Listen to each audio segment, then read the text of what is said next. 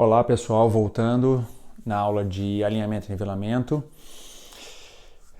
Falamos bastante sobre os protocolos que nós adotamos, sobre a mecânica e agora nós estamos falando sobre a sequência de fios. Então nós falamos da sequência mais tradicional, que inicia sempre com fio 14 ou 12 de nitinol, passo 16, passo 18, passo 20, aí entra nos fios retangulares 16 por 22, 17 por 25, 19 por 25 nitinol, para depois entrar na sequência de aço, 16, 18, 20, 17 por 25 e 19 por 25 aço. Mas professor, eu tenho que fazer essa sequência toda essa sequência de fios é necessária, a gente vai gastar meses e mais meses passando, trocando fio. E a minha resposta é não, a gente não precisa seguir sempre essa sequência de fios. E aí eu mostrei o trabalho da professora Cláudia, que ela fez no Selma, junto do seu orientador, Dr. Júlio Gurgel, falando de uma sequência de fios um pouco mais simplista, né, que é usada mais, na maioria das vezes nos brackets autoligados, mas nós podemos usar nos brackets convencionais, simplificando essa sequência de fios. Também eu acho muito pouco e a gente não pode ter receita de bolo, né? Não existe uma receita de bolo, existe um guia que a gente passa para vocês e aí a gente tem que ter o bom senso, né? Então a pergunta que vocês têm que me responder, eu vou tentar responder para vocês na verdade, é como escolher o calibre do fio. Então sempre começar com 12, sempre começar com 14, sempre começar com 16, não. O que vai determinar o calibre do fio que eu vou usar na boca do meu paciente é a quantidade de regularidade presente naquela boca. Como assim, professor? Quanto maior a quantidade de apiamento, quanto maior a quantidade de giroversão, quanto mais dentes desnivelados, desalinhados, bem provável que eu use fios mais finos. Se eu colar o aparelho num paciente que tem a boca praticamente perfeita, tem um dentinho girado, alguma coisa muito pequena, muitas vezes eu começo o alinhamento e nivelamento com fio 16, 18 de nitinol. Então, quanto maior a irregularidade, quanto maior a quantidade de apinhamento, quanto maior o desnivelamento, quanto maior o apinhamento desse paciente, menor o calibre do fio que eu vou usar no início do tratamento. Então, como escolher o calibre do fio que eu vou usar no alinhamento e nivelamento? Existe uma regra.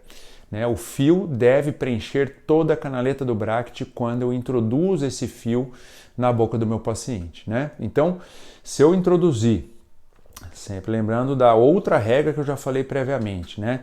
Se um dente está muito apinhado, deixa ele de fora e coloque o fio nos outros, tá?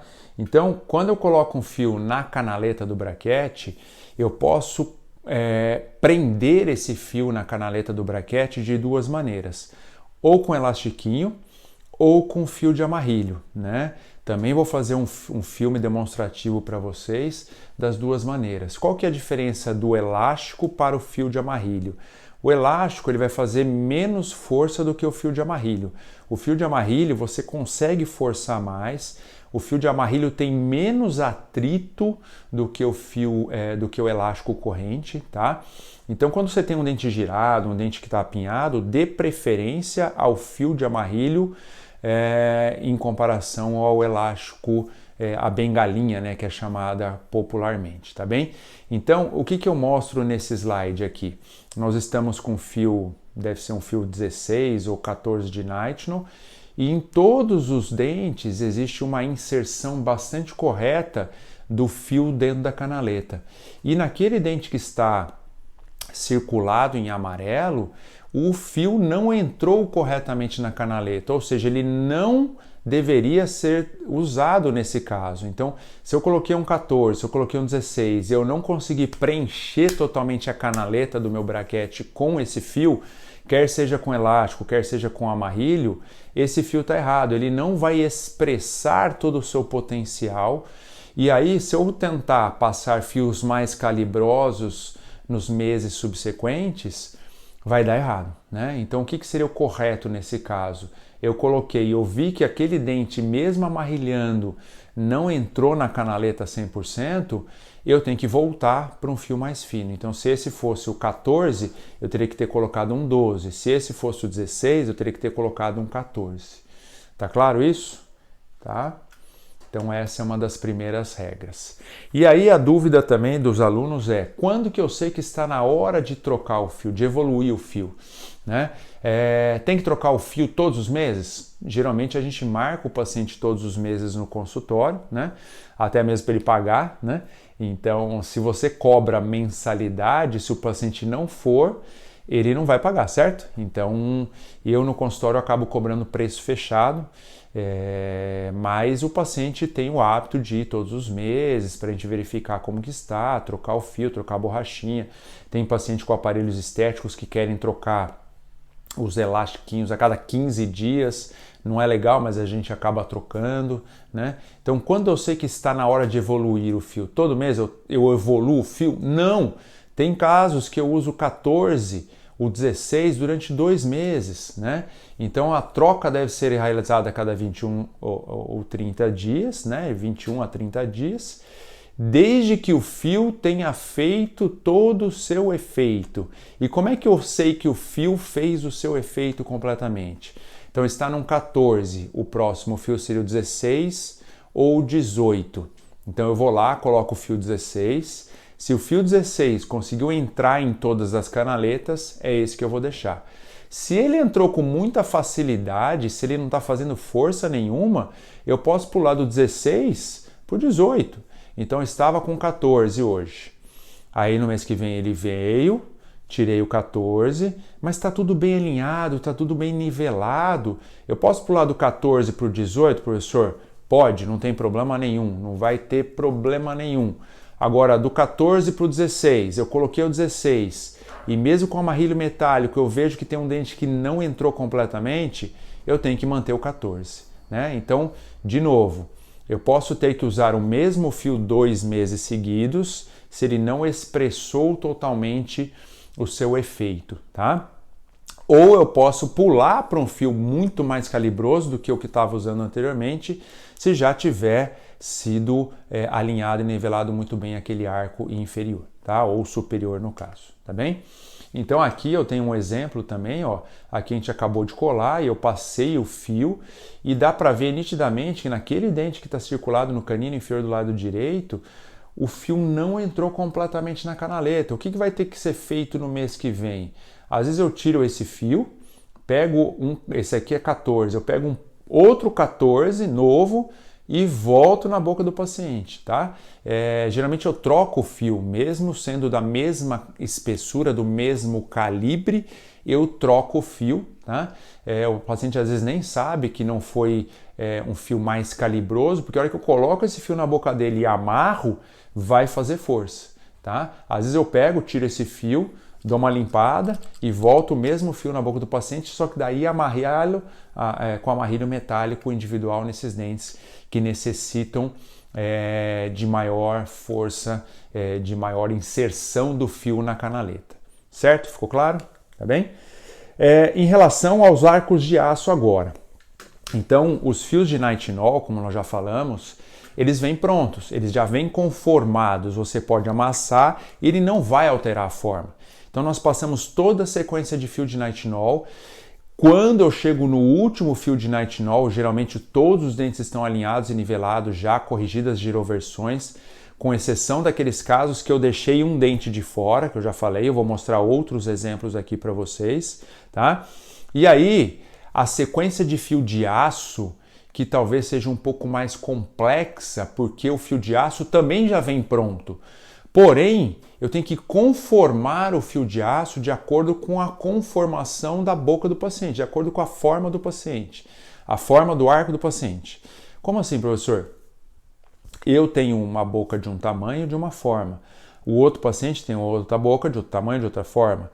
Então, se eu pegar um fio que já vem pronto da dental e colocar na boca de todos os pacientes, da mesma forma, não vai dar certo, né? Então, como eu falei, tem o arco superior, que é o grande, tem o arco inferior, que é o médio, mas esse arco grande, médio, superior e inferior nem sempre vai casar com a forma da boca do paciente, com a base óssea do paciente. Então, O fio de aço, para que serve? O fio de nitinol ele serve para dissolver apinhamento, para alinhar e nivelar, corrigir giroversões, corrigir rotações, corrigir angulações inadequadas. O fio de aço ele tem como principal objetivo dar forma no arco, coordenar os arcos, fazer com que a tampa encaixe certinho na panela, o arco superior oclua certinho no arco inferior. Então, quando eu entro na sequência de fios de aço, geralmente os arcos já estão alinhados e nivelados, né? E a gente vai usar o arco de aço pronto, você compra na Dental, ele vem pronto, tem o redondo e tem o retangular, e aí a gente vai ter que coordenar esse arco. Então o que seria arco coordenado, como está escrito no slide? Eu vou falar do coordenado e depois eu vou falar do revenido, tá? Então todos esses fios de aço devem ser coordenados e revenidos. O que seria isso? Coordenado é o arco inferior mais largo, perdão, o arco superior mais largo que o arco inferior. Então o que seria arco coordenado? Nós vamos usar como referência a borda Walla para coordenar esses arcos. Então, olha lá, o arco coordenado seria o arco superior sempre 2 milímetros mais largo que o arco inferior. Mas aí, beleza, professor, o arco superior mais largo que o arco inferior, mas a referência é o arco inferior. O arco inferior vai ser coordenado pela borda Walla. Então a gente vai pegar o arco pronto da caixinha lá da Morelli ou da Orthometric, coloco no arco inferior do paciente, na borda Walla, conformo esse arco pela borda Walla, coloco na mesa e aí o superior também pronto, vou abrir 2 milímetros maior do que o arco inferior. Mas, professor, o que é borda Walla? Borda Walla é uma referência anatômica descrita pelo Dr. Will Andrews e pelo seu filho Lawrence Andrews. Então, Walla significa Will Andrews, Lawrence Andrews, a inicial dos nomes dos criadores dessa importante referência anatômica para a conformação dos arcos ortodônticos de aço. Então, Dr. Andrews, para que vocês se lembrem, ele foi o criador e descreveu as 6 chaves da oclusão, super importante. Baseado nisso, ele fez o primeiro aparelho pré-ajustado, que é chamado straight wire, que é o arco reto, que tem embutido dentro dele as angulações, as inclinações, torque, inset, offset. E descreveu também outra coisa muito importante usada por nós, que é a borda Walla. Então, o que é a borda Walla? É onde termina a gengiva ceratinizada e começa a mucosa alveolar. De novo, onde termina a gengiva ceratinizada e começa a mucosa alveolar. Então aqui dá para ver certinho, a borda Walla só existe no arco inferior. O arco superior é um outro nome chamado borda de Irene, mas a borda de Irene a gente não usa com frequência, a gente usa a borda Walla, que serve como referência para a conformação do arco inferior, e aí consequentemente a gente faz o arco superior mais largo que o arco inferior. Então a borda Walla é onde termina a gengiva inserida e começa a mucosa alveolar. Então como é que eu faço, professor? Eu pego o fio que está pronto na caixinha lá da Morelli, da Orthometric, vou na boca do paciente ou no modelo de gesso, tá? Coloco na borda Walla, geralmente eu tenho que abrir um pouco mais o arco que já vem pronto, geralmente o arco é atrésico, tá? Não é para usar os dentes como referência, é para usar a base óssea, tá? Então a base óssea da mandíbula, se os dentes estiverem inclinados, eu coloco o fio aqui, ó, esses dentes eles tendem a vestibularizar ganhando espaço. Então a borda Walla, o que seria a borda Walla? É uma referência anatômica descrita por Will Andrews e Lawrence Andrews, usada para conformação do arco ortodôntico inferior de aço. É a referência anatômica de quanto esses dentes podem vestibularizar no arco inferior. Então, eu vou falar de novo. É uma referência anatômica para a conformação de arco ortodôntico de aço no arco inferior e uma referência anatômica de limite de quanto que esses dentes inferiores podem vestibularizar no arco inferior. Então, se eu faço o arco ortodôntico pela borda Walla, esses dentes eles somente vestibularizam até ali. Se passar disso, vai passar do limite biológico da movimentação no sentido vestibular, tá bem? Então a borda wala, ela é usada para isso. A gente faz o fio ortodôntico de aço no arco inferior, tá? Então a gente conforma o fio, pode fazer no modelo de gesso, eu faço diretamente na boca do paciente. Como eu falei, tem muitos diagramas usados pela ortodontia, diagrama de Interland, tem outros diagramas descritos pelo Capelosa. São legais, podem ser usados. Eu acho mais fácil isso, que você não precisa ficar com papel, com diagrama, com xerox no consultório. Você pega o fio que está pronto, vai na boca do paciente, isso fio de aço, gente. Fio de Nitinol você não altera, fio de aço você consegue alterar. Tá? Então a gente vai fazer o fio de aço no arco inferior, o superior um pouquinho mais largo, um encaixa no outro, perfeito, está coordenado. Então essa é a coordenação dos arcos para que a tampa seja maior que a panela, perfeito? E aí, voltando ao revenido, né? Então nós falamos que os fios de aço devem ser coordenados e devem ser revenidos. O que é revenido? O revenido é um tratamento térmico feito nos fios de aço para a reorganização molecular desses fios de aço, né? Então a gente manipula o fio, geralmente quando faz dobra no fio, a gente manipula muito esse fio, ele se torna instável esse fio, né? Então para a gente aumentar a efetividade do arco, para manter a forma desse arco, para reorganizar molecularmente esse arco, nós vamos fazer um revenido, que é um tratamento térmico feito ou no isqueiro ou na máquina de solda a ponto. É muito simples. O revenido também alguns chamam de acastanhamento do fio. É deixar o fio mais acastanhado, mais queimadinho, digamos assim, tá bom? Então, nós temos a máquina de solda a ponto. Essa aqui é uma máquina que eu uso no consultório. Eu também vou fazer um filminho para vocês entenderem melhor o que é o revenido.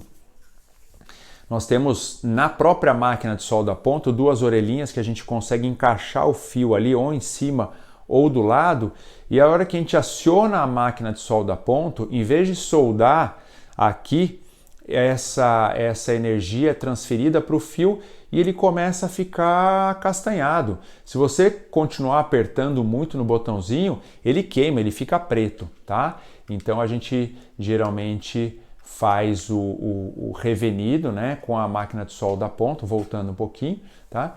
Então, de novo, passamos a sequência de fio de nitinol, alinhamos e nivelamos com fio de nitinol, pode ser Nitai convencional ou Nitai termoativado, todos os dentes estão alinhados e nivelados, e aí nós entramos na sequência de fios de aço, 16, 18, 20 retangular, todos esses fios de aço devem ser coordenados e revenidos.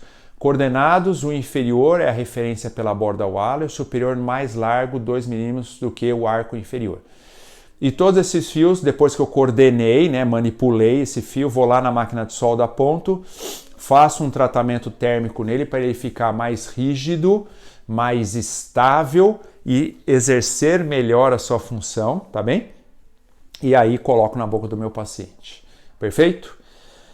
Espero que vocês tenham entendido. Vamos continuar nos detalhes da mecânica ortodôntica corretiva.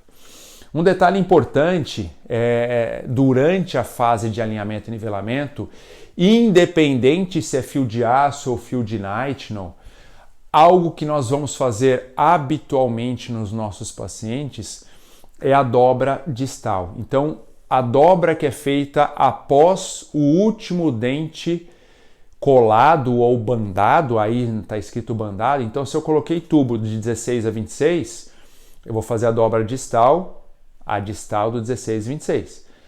17 a 27, faço a dobra distal no 17 a 27, tá? Para que serve a dobra distal? Tem duas funções a dobra distal. Primeira é não machucar o paciente, tá? Então se eu faço uma dobra distal, é para não machucar a boca do paciente, né? E é óbvio que se eu for fazer a dobra distal num fio de nitinol, eu tenho que queimar a ponta dele. Então isso é muito importante, tá? Então, olha lá, a dobra distal que eu tô falando é aquilo ali, ó. O fio passa no tubo e eu faço uma dobrinha distal. Existe um instrumento específico para isso, eu vou mostrar para vocês, tá? É um instrumento que chama instrumento para dobra distal, né? Então, se eu for fazer a dobra distal, vamos voltar um pouquinho, peraí. Então, quais são as finalidades da dobra distal, né? A primeira dobra é para não machucar o paciente, e a segunda, o que está escrito aqui no slide, é evitar a protrusão e a vestibularização excessiva dos incisivos superiores e inferiores. Então, quando fazer dobra distal? Quando eu não quero uma protrusão, uma vestibularização excessiva dos incisivos superiores. Se eu necessito dessa vestibularização, se eu necessito dessa protrusão, eu não dobro, né? Então, se eu tenho um caso que tem acopinhamento, eu passei o fio e eu quero que esses dentes se vestibularizem, eu não dobro. Agora, se eu tenho um paciente que é topo a topo aqui, ó, e eu quero que esses incisivos inferiores não vestibularizem, eu vou fazer dobra distal inferior. Então, nesse caso aqui, ó, que o paciente é topo a topo, eu não dobro em cima, porque eu quero que vestibularize, e eu dobro embaixo, porque eu não quero que vestibularize, certo? O paciente que é classe 1, travadinho, bonitinho, eu dobro em cima e dobro embaixo. Perfeito? Tá? Então, para que serve a dobra distal? Para não machucar o paciente, primeira coisa, né? Ah, professor, mas eu não quero dobrar e eu não quero que machuque também. Então, você vai ter que fazer um corte com alicate de corte distal, tec, muito bem feito, né? Então, a gente vai inserir o fio, corta com o alicate de corte distal aqui atrás. O alicate de corte distal ele tem o poder de cortar e segurar o fio aqui na ponta, tec dos dois lados. E esse corte tem que ser muito justo, né? Às vezes até no consultório eu pego uma broca transmetal, se sobrou alguma pontinha lá atrás, eu vou lá com uma broquinha de alta rotação e desgasto, porque qualquer pontinha vai machucar o paciente, tá bem? E essa dobra distal, como eu estava falando, pode ser feita tanto no nitinol quanto no aço. O nitinol, a gente já falou lá atrás, que não aceita dobras, tem memória de forma, então você vai dobrar, ele vai voltar, vai dobrar, ele vai voltar. Então o que eu tenho que fazer? Eu coloco o fio de nitinol, corto o excesso com alicate de corte distal. Esse alicate de corte distal é aquele que é caro, que vocês vão pagar caro para comprar, mas é muito bom porque você corta dentro da boca do paciente e aquele segmento que você cortou não sai voando, ele vai ficar preso no alicate, né? Então a gente corta, ele fica preso no alicate, você tira o fio, destempera a ponta, tem que queimar a ponta do fio realmente, volta na boca do paciente e vai promover a dobra distal com o fio de nitinol, com esse instrumental aqui, que é o instrumental de dobra distal, né? Tem a ponta aberta, tem a ponta fechada. Eu prefiro com slot aberto, que eu acho mais fácil. Então você pode fazer em direção distal ou às vezes até em direção a oclusal. Tem alguns professores, a professora Cláudia, tem alguns alunos também que gostam de fazer essa dobra com a pinça de Mathieu. Tomar muito cuidado quando você for fazer dobras distais no fio de aço, porque o fio de aço é um fio mais calibroso, é um fio mais rígido e às vezes você vai fazer a dobra e cria uma alavanca e descola aquele tubo que estava colado no primeiro ou no segundo molar, tá bem? Então, de novo, para que serve dobra distal? Para evitar vestibularização excessiva dos incisivos superiores e inferiores e para evitar incômodo por parte desse fio na boca do meu paciente, tá bem?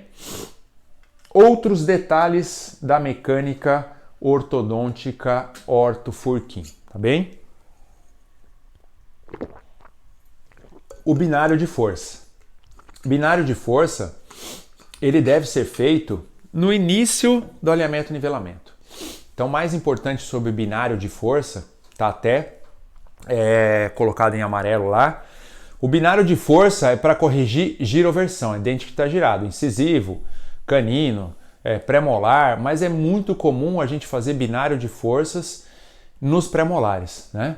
Então, os pré-molares são dentes que geralmente têm esse problema de giroversão. E ele deve ser feito no segundo ou terceiro mês de alinhamento e nivelamento, tá? Então a gente vai fazer binário de força, não é ao final do alinhamento e nivelamento. com fio de aço. É no início do alinhamento e nivelamento com fio de nitinol para promover essa rotação dentária. Então, o binário de força, o que seriam? Duas forças em sentidos opostos, paralelas, de igual intensidade, para fazer a rotação e corrigir essa giroversão. Geralmente a gente usa botões, né?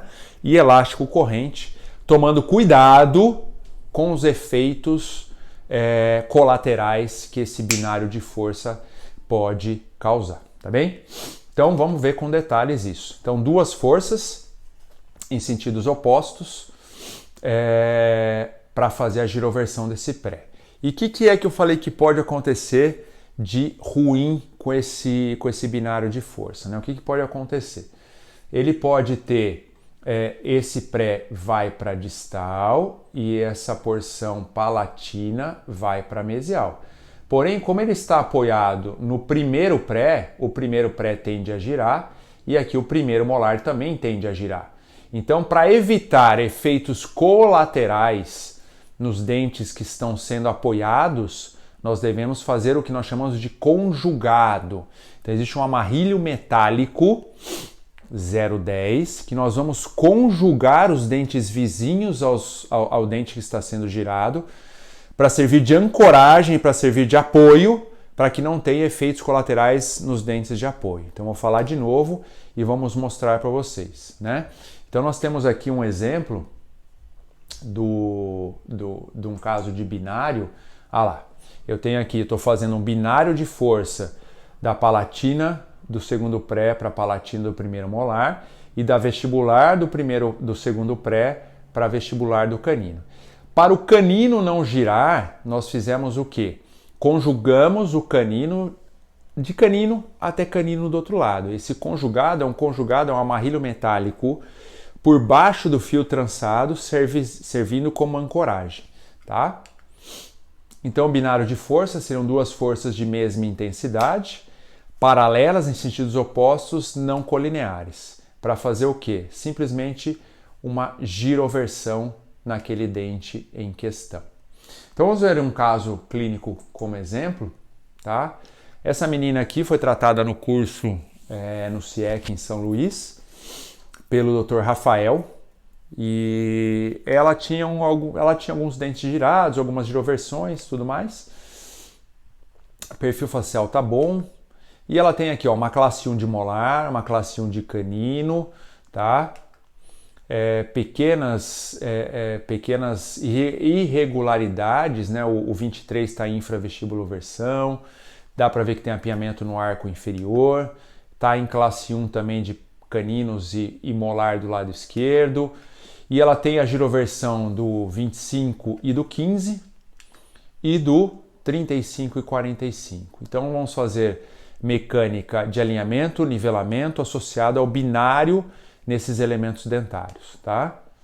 Um pouquinho de biprotrusão, uma endodontia feita ali, terceiros molares presentes que deveriam ser extraídos, né? A cefalometria da paciente, denotando um pouquinho de biprotrusão, tá?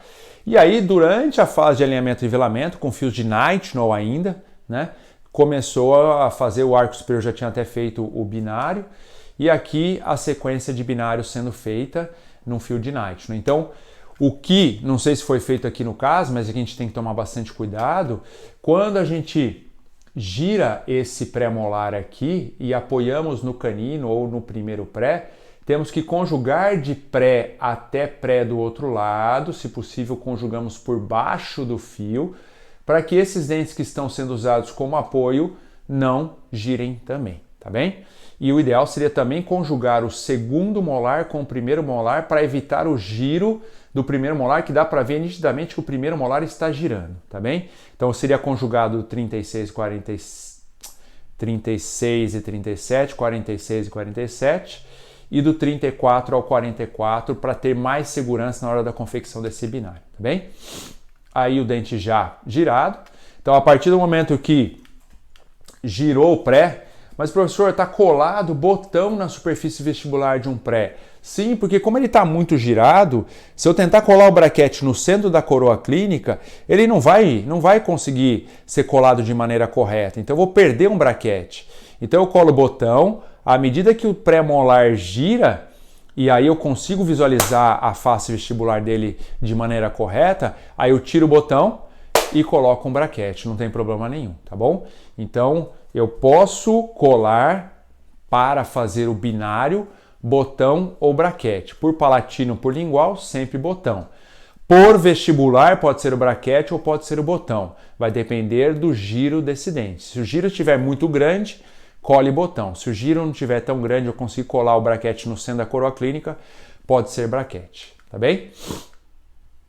Aqui a fase de intercuspidação final, olha lá, um encaixe dos elementos dentários já muito legais, algumas dobras de finalização e o caso super bem finalizado pelo nosso aluno Rafael da especialização da turma 1 do CIEC em São Luís do Maranhão, né? Então as correções de giroversão, tanto superior como inferior, tá? E o caso muito bem finalizado. E os botões, eles têm vários tipos de botões, né? Botão para solda, botão para colagem, botão estético, e esse botão para colagem ele pode ser reto, pode ser convexo ou pode ser côncavo. Se for para o incisivo, vai ser côncavo. Se for para caninos e pré-molares, vai ser convexo para ter uma adaptação melhor. Se você compra um reto na adaptação do pré-molar, ele vai ficar mal adaptado. E não tem nada pior do que você colar o botão na hora que você vai fazer o binário de escola, tá?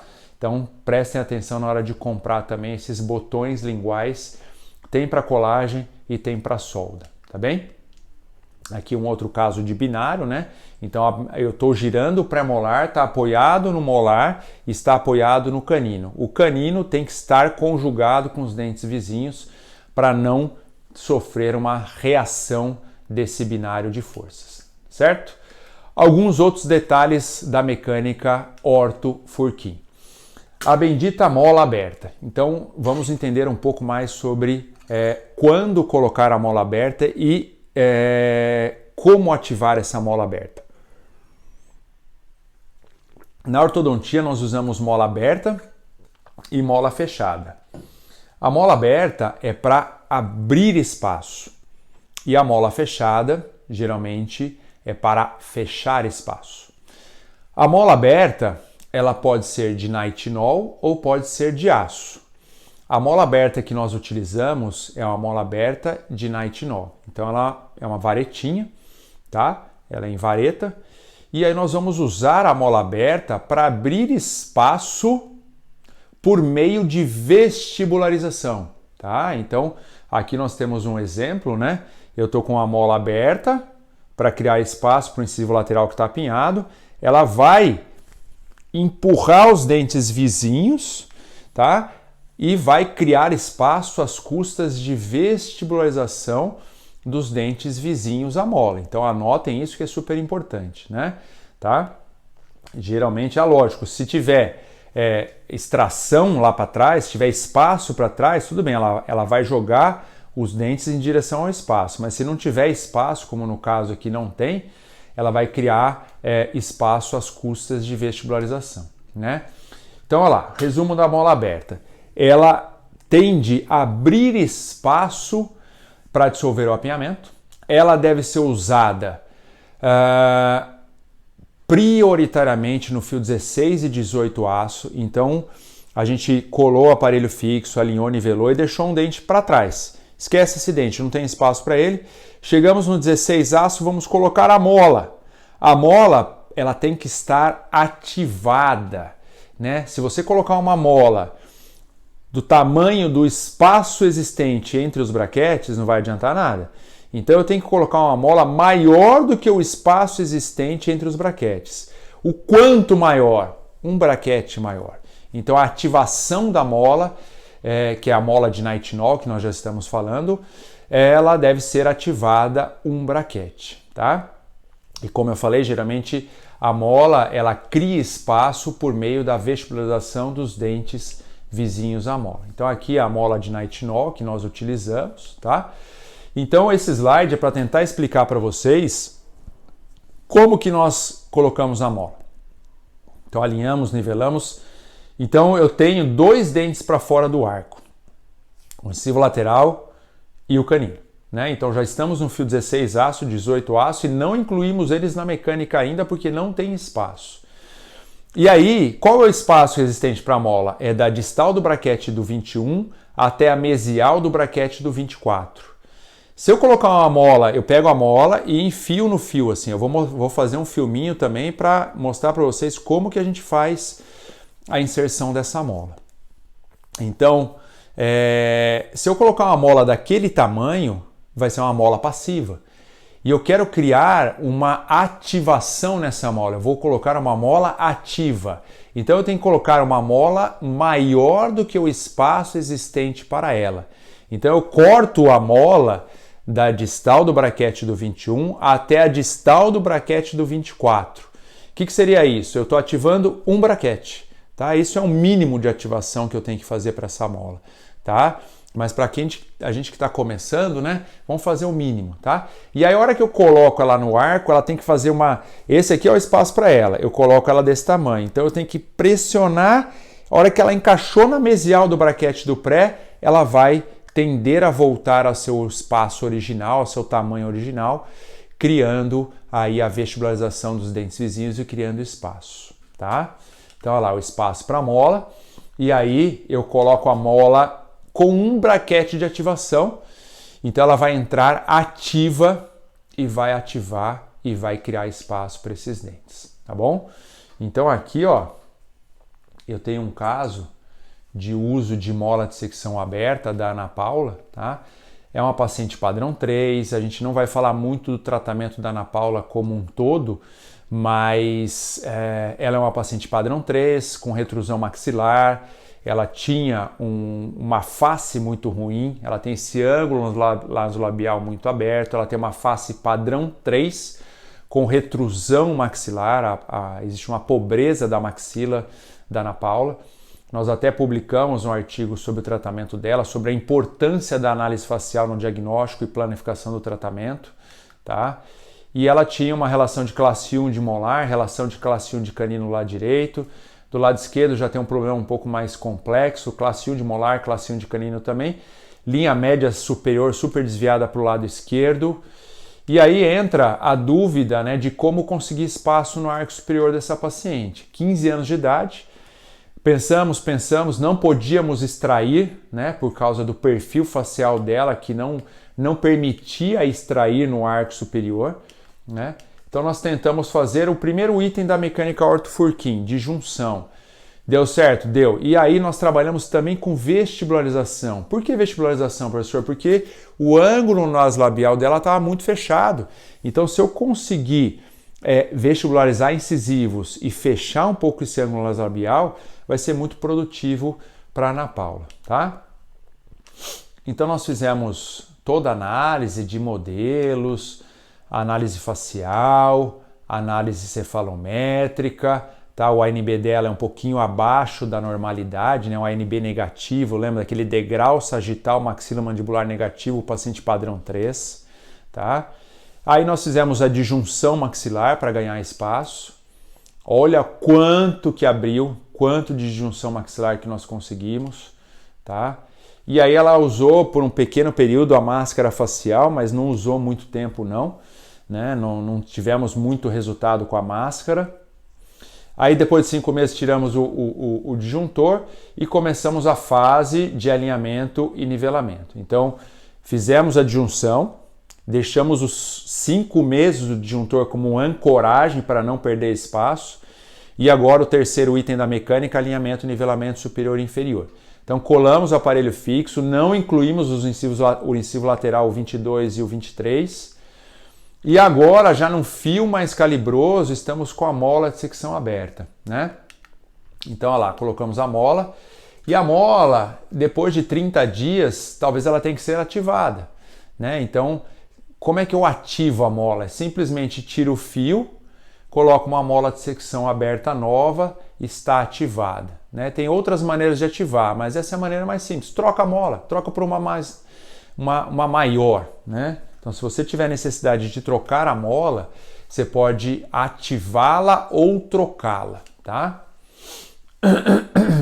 Então aí nós usamos uma placa de levantamento oclusal para que esse lateral fosse vestibularizado. Nós estamos puxando esse lateral para frente, tá? Aí esse lateral já entrou no arco, já está praticamente tudo alinhado e nivelado no arco superior. E agora nós colamos o aparelho fixo embaixo e estamos finalizando o caso, né? Melhora no sorriso facial, melhora no selamento labial. Lembram da aula de padrão facial, né? Padrão pouco vai ser alterado com essa mecânica ortodôntica. Melhorou a relação anteroposterior dela, melhorou a relação de dentes, porém a face continua dentro de um padrão 3, tá bem? Então a relação de oclusão classe 1 perfeita, conseguimos um arco superior muito legal e o arco inferior também muito interessante, tá bem? E aí, fazendo lateralidade, toda a lateralidade do lado esquerdo, sem grandes contatos, lateralidade pelo lado direito, lado de trabalho, protrusiva os 4 incisivos inferiores contra os 2 superiores, também sem contato nenhum na região posterior. Isso é característica de um tratamento bem realizado e um tratamento que vai ter estabilidade a longo prazo. Então, o antes e o depois, o impacto na face. Essa foto eu acho maravilhosa, o antes e o depois, o impacto no sorriso da paciente. A classe 1 obtida de canino, de molar. A conformação do arco superior, trabalhamos com expansão, com disjunção, com vestibularização, dando uma situação perfeita e uma conformação perfeita no arco superior da paciente. 2 anos depois, o paciente volta para controle, a face ainda está harmônica, esse ângulo labial aberto, isso aí não tem o que fazer. Um pouquinho de diastema talvez entre 11 e 21, porém a oclusão perfeita na região posterior. A partir dessa consulta ela não usa mais placa de contenção superior, tá bem? E aí toda a evolução do tratamento da Ana Paula, início, final do tratamento 2 anos depois. 4 anos depois ela volta também para um controle. E aí eu fico feliz porque teve estabilidade, né? Olha lá, muita estabilidade oclusal. E vai ficar assim para o resto da vida. 10 anos depois, a face dela continua seguindo o mesmo padrão de face. E a oclusão, olha lá, sorriso bonito. E a oclusão, mais uma vez, mostrando uma grande estabilidade, uma vez que nós fizemos o tratamento adequado, sem extração, expandindo o arco, vestibularizando, dando mais suporte para o lábio superior dela e com uma oclusão dentro das 6 chaves e dentro de uma oclusão mutuamente protegida, deu estabilidade para o resto da vida, saúde periodontal para essa paciente também, certo? E aí, um detalhe importante da mola de secção aberta, né? Eu não tenho espaço para aquele incisivo, né? Então eu vou colocar mola de secção aberta para o incisivo lateral inferior, para o incisivo lateral superior, para um canino. E aí, sempre que eu coloco mola de secção aberta, se eu não tiver espaço para esses dentes, se eu não tiver diastema, se eu não tiver extraído o dente, naturalmente os dentes vizinhos à mola irão vestibularizar, tá? Se eu não tiver problema desses dentes vestibularizarem, eu vou usar a mola de secção aberta e não vou fazer desgaste interproximal. Como assim, professor? Vamos pensar num paciente que tem mordida profunda, né? E eu posso vestibularizar. O paciente é padrão 3, igual eu acabei de mostrar a Ana Paula. Ele é padrão 3 e eu vou usar mola em cima e eu quero vestibularizar os incisivos superiores. Eu necessito vestibularizar os incisivos superiores porque eu quero ângulo nasolabial mais aberto. Então, eu coloquei a mola com objetivo de vestibularização. Então, eu não tenho que me preocupar. Eu vou colocar a mola e não vou fazer desgastes interproximais de jeito nenhum, tá?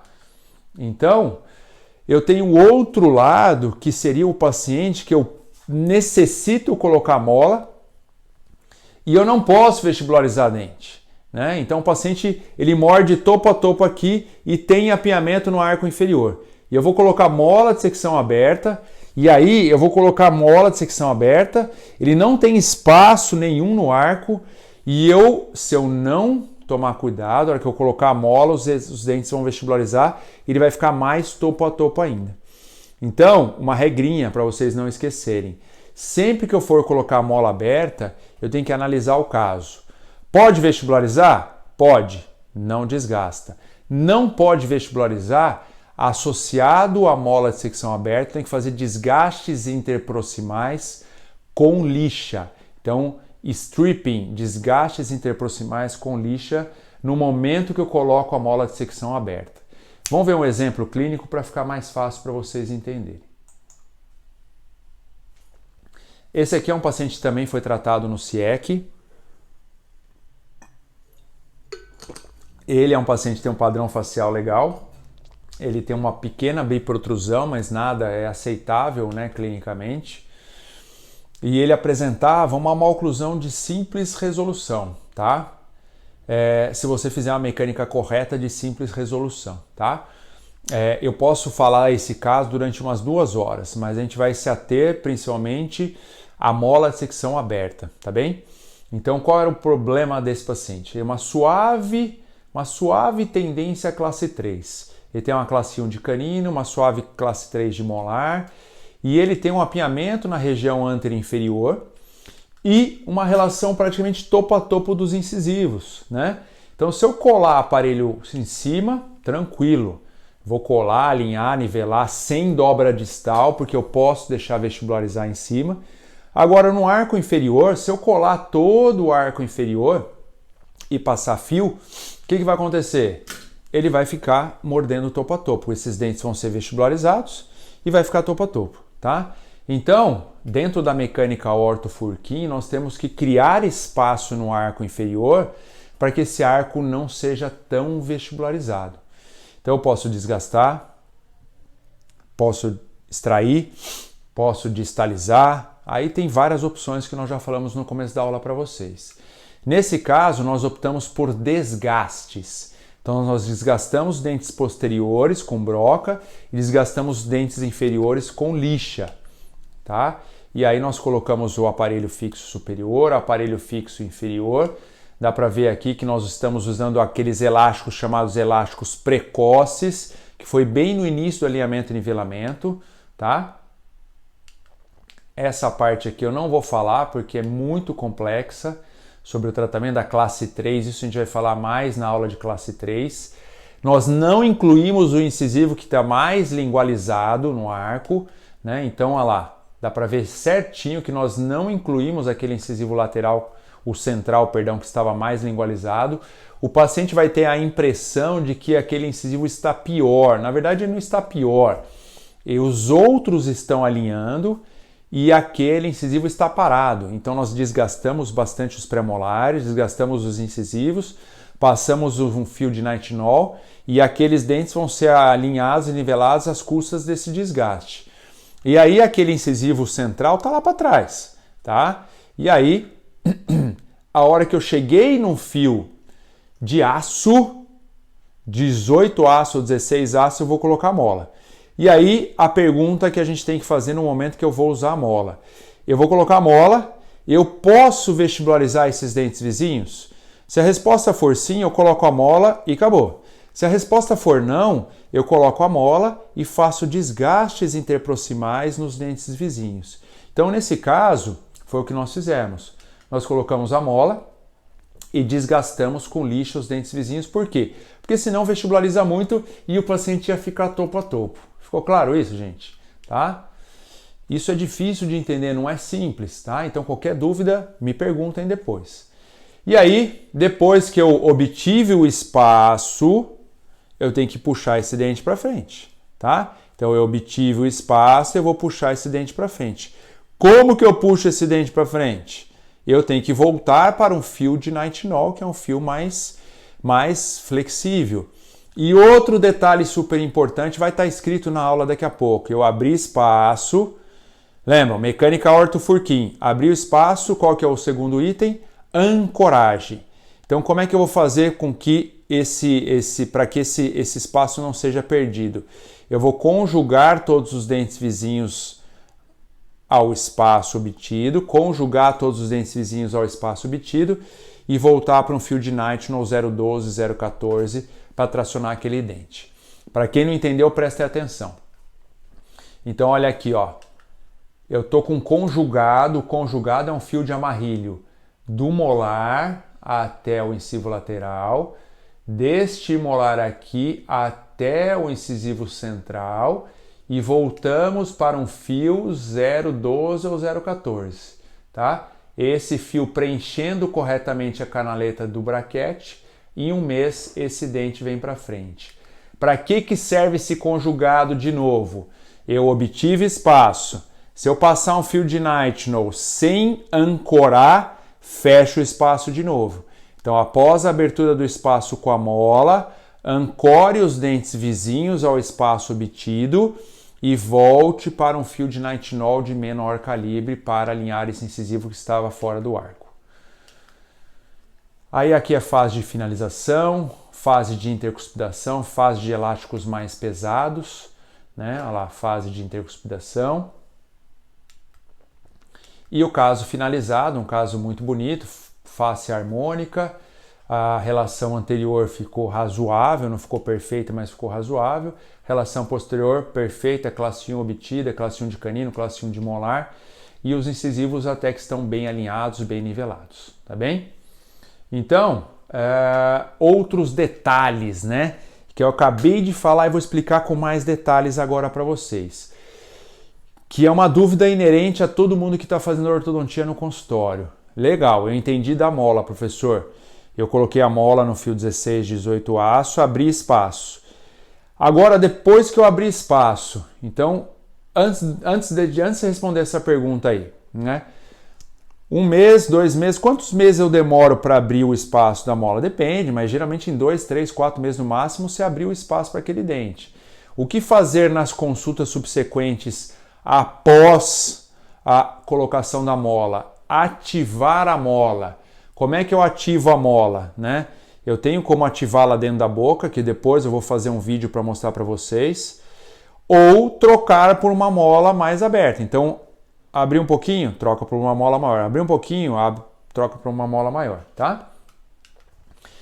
E o que eu vou fazer depois que eu abrir o espaço com a mola? Eu tenho duas mecânicas, uma mais simples e uma mais complicada. Abrir o espaço com a mola, eu posso fazer a mecânica de sobrefio ou usar um fio único. O que seria sobrefio, que é mais complicado? Então, abrir o espaço com a mola, eu vou manter aquele fio 18 de aço com a mola, ou 16 de aço com a mola, e coloco um segundo fio, que seria um 12 ou 14 nitinol, segmentado. É um pedaço de fio, tá? Para você conseguir tracionar esse dente que está lá atrás. Ele controla mais os efeitos colaterais, porém é muito mais complexo para fazer, ainda mais para quem está começando a fazer. Vamos ver isso com mais detalhe, né?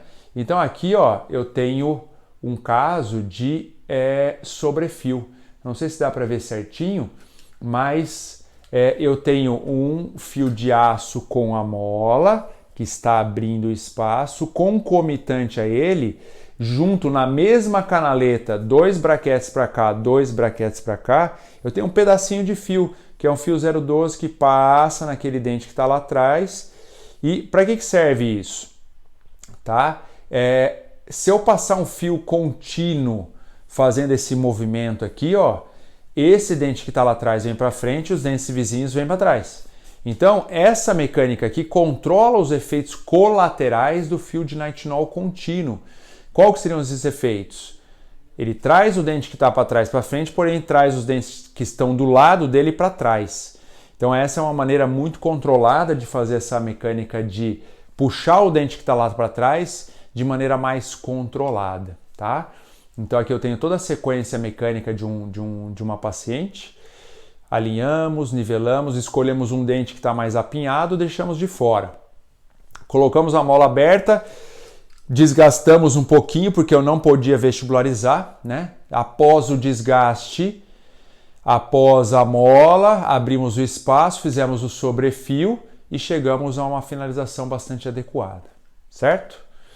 Então aqui nós temos lá um outro paciente com sobrefio, dá para ver nitidamente a mola de secção aberta e concomitante a ele um fio mais fino passando lá atrás para trazer esse dente em direção ao arco de alinhamento e nivelamento, tá bem? E temos o plano B, que é mais simples, né? Que é um pouco mais simples, que eu já falei para vocês, que é após a abertura do espaço com fio 18 aço, 16 aço.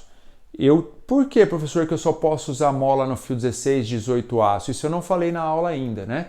Se eu tenho um fio muito fino, muito fraco, a mola vai fazer força. Em vez da mola fazer o movimento de corpo, ela vai fazer o movimento assim, ó. Ela abre espaço na coroa e aproxima as raízes. Então é muito perigoso usar mola em fio de nitinol. Não se deve usar mola no fio de nitinol. Só deve usar mola no fio 16, 18 aço, que é um fio mais calibroso, mais rígido, que vai promover o maior controle da movimentação dos dentes que estão sendo movimentados com essa mola, tá? Então, após a abertura de espaço com a mola aberta, nós temos o plano A, que é o sobrefio, ou o plano B, que seria remove esse fio, joga fora, remove tudo, e aí nós voltamos para um fio 12 ou 14 nitinol, lembrando que está até em letras maiores, nós temos que conjugar os dentes vizinhos ao dente que eu estou tracionando para servir como ancoragem para evitar que feche o espaço e para evitar efeitos colaterais também nesses dentes vizinhos, né? Então, qual que é mais fácil, professor? Muito mais fácil fazer isso que está aqui nesse slide. Qual que é mais controlado? Sobrefio. Qual que o senhor prefere fazer na clínica? Esse aqui. Muito mais simples, muito mais fácil, incomoda menos o paciente, tá? Então, abriu o espaço, conjuga de um lado, conjuga do outro, volta para um 14 ou para um 12 nitinol e puxa aquele dente que está lá atrás, certo? Tá? Então, aqui, ó, tem um outro exemplo para a gente ver essa mecânica de mola de secção aberta. Essa paciente, a Marina, ela tem uma face padrão 3 com retrusão maxilar, padrão 3 com retrusão maxilar, tá? E ela tinha como queixa principal esse canino infravestíbulo versão, tá? Então, olha lá, ela tem um 12 que é pequenininho, ela tem um 12 como se fosse um conoide, e o 23 e infravestíbulo versão. Classe 1 do lado direito, classe 1 do lado esquerdo. Ela tem uma compensação inferior, os incisivos inferiores estão bem lingualizados. E ela tem um mapeamento gigantesco no arco superior, né? Ela tem 1 milímetro para esse canino. E um mapeamento de moderado a grave também no arco inferior, né?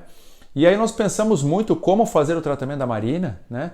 Eu não poderia de jeito nenhum extrair no arco superior. Por quê? Por causa desse perfil facial dela, né? Então nós alinhamos, nivelamos e colocamos mola de secção aberta no arco superior, sem dobra distal no arco superior, porque eu precisava vestibularizar. E no momento que eu coloquei mola de secção aberta no arco superior, eu não fiz desgaste de jeito nenhum, porque eu precisava vestibularizar, tá claro? E no arco inferior, esse incisivo lateral aqui, ó, esse incisivo aqui, nós não incluímos no arco e depois colocamos mola de secção aberta. E aí essa mola de secção aberta foi seguida de desgastes interproximais, porque eu precisaria evitar a vestibularização desses dentes, tá bem? Então, olha lá, aqui numa fase mais evoluída, que nós já tínhamos colocado o canino no arco, e a mola de secção aberta no arco inferior, associada a desgastes interproximais. E aí aqui a mecânica mais simplista que nós falamos, né? Após a abertura de espaço, conjuga todos os dentes de um lado, conjuga todos os dentes do outro e volta para um fio mais fino, tá? E aí foi isso que foi feito, né? Olha lá. Então até nesse slide anterior dá para ver que o incisivo lateral está com amarrilho metálico e com uma borrachinha por cima, porque às vezes a gente coloca o amarrilho metálico e o paciente quer que coloque a borrachinha, enfim, pode colocar? Pode, não tem problema nenhum, tá? Aí já em 30 dias o incisivo lateral já estava na boca, já estava girado, já estava corrigido, e aí você volta para aquela sequência de fios tradicional que vocês já aprenderam previamente, tá? Aí no arco superior ela queria aumentar o ensino lateral para ter uma estética melhor do ensino lateral conoide. Colocamos mola também de secção aberta para abrir mais espaço na mesial desse dente para ser reanatomizado. E aí encaminhamos para a reanatomização, fez a reanatomização e aí estava pronta praticamente para tirar o aparelho, né? E aí nós até pensamos em tentar fechar os espaços do 36 e 46, tiramos radiografia, tudo dava para ver que os molares estavam um pouco deitados, ia ter que verticalizar para depois fechar e a paciente acabou desistindo dessa mecânica. E aí quando finalizou, talvez um probleminha de torque no 13 e 23, mas a paciente ficou bastante feliz, placa de contenção e a finalização do caso. Né, olha lá. O perfil facial dela melhorou muito. Por que melhorou, professor? Porque nós vestibularizamos os dentes superiores, tá? Então, olha lá, o antes e o depois. Olha o impacto melhor na face dela. Seguramos o inferior e vestibularizamos os dentes superiores, tá bem? Vamos dar um intervalo, vamos parar agora e aí, na sequência, eu volto a falar um pouco mais sobre essa que é uma dúvida também muito grande na mecânica ortodôntica, em que casos que eu devo incluir ou não os segundos molares no alinhamento e nivelamento, certo? Então até já!